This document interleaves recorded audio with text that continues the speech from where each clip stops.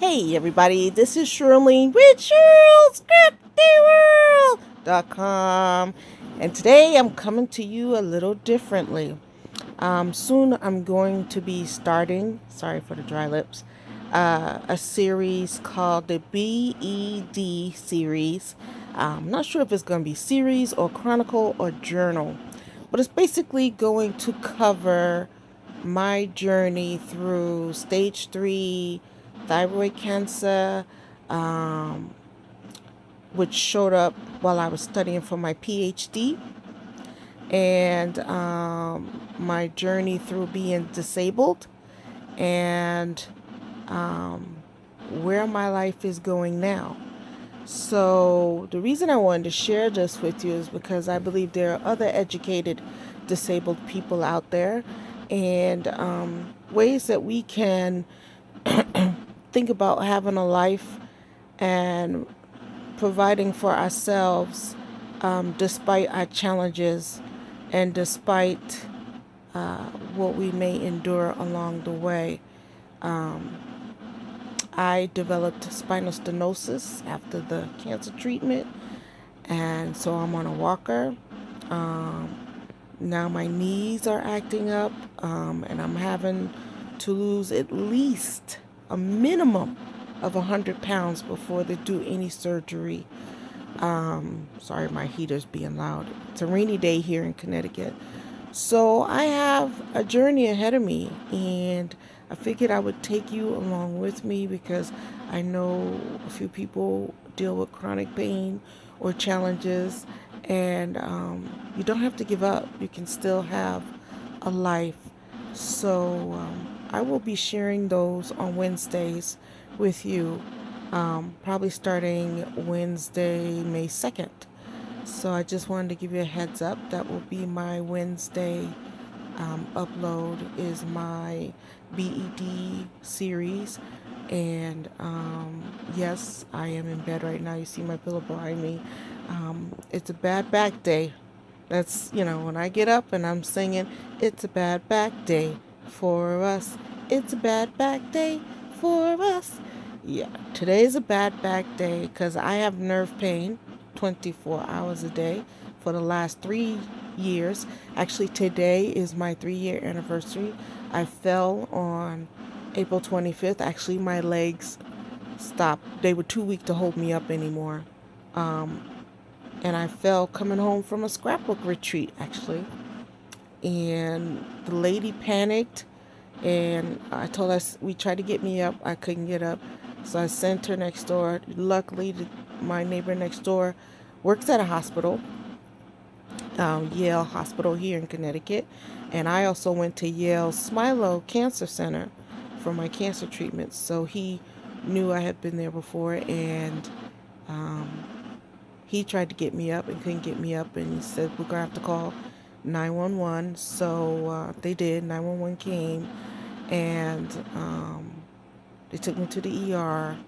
They did x-rays at first, make sure nothing was broken from the fall, and then they did MRI. And the MRI showed them that my T10 and T11 have stenosis and degenerative and are pinching the nerves that control my legs. So that is why my lower limbs are very weak. And I have been on a walker ever since. I did not one but 2 stints in nursing homes, after falling not once but twice after that April 25th. I did the first one was 2 weeks in the nastiest nursing home I ever been in my life.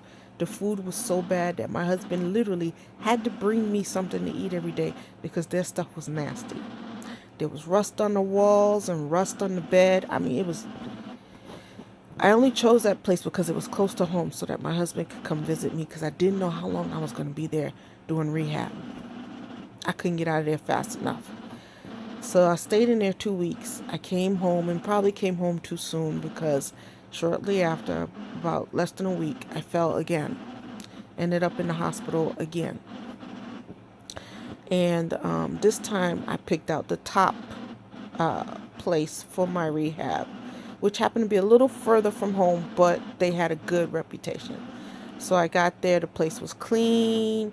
I checked off what I wanted to eat on my menu every week or every day, and the only beef that, I mean, it was nice. The facility was outstanding. They even had half a car in there where they teach you how to get in the car, because I had to learn how to get in the car with my challenges. I had to learn how to walk up the stairs and hold on to the banister. I had to learn how to move around the kitchen and cook and stuff with a walker, and what to do and what not to do, not to stretch to try and reach something, because me and the walker could fall over. Just so much. It was high tech training, hard training, but I got through it. And they even brought my husband in a couple of days, and he trained with me. So they showed him how to help me, but not to enable me. And it was really nice. And I never forget the day I left that place. I even went back for outpatient physical therapy there. So I've been home ever since then, and that was summer of 2015. Summer of 2015. So I have been on a walker, and been dealing with more arthritis moving throughout my body. So I have decided that I'm not going to just lay here and die. I've been watching, YouTube can get you in trouble. I've been watching the 600-pound life things, and I swear up to God, that is not going to be me. So I'm like, oh, I got to get out this bed. I got to get out this house. I got to start moving around. It's kind of hard to be on a walker when there's ice and snow outside. But as soon as it warms up, I am out of here. You have to look for me. I don't care if I just walk up the sidewalk to the next house. I live on a hill. Just to get out and get some air and some sunlight, and see some other human beings besides my husband. Don't get Mr. Bob wrong. Mr. Bob is the best, but I need to have some other friends, some other human beings besides Mr. Bob. So that is what I'm going to cover. I'm going to cover being educated and disabled, and the series will start on May 2nd. I hope it can help someone sharing my story. All right, be blessed and have a blessed day from Shirlscraftyworld.com.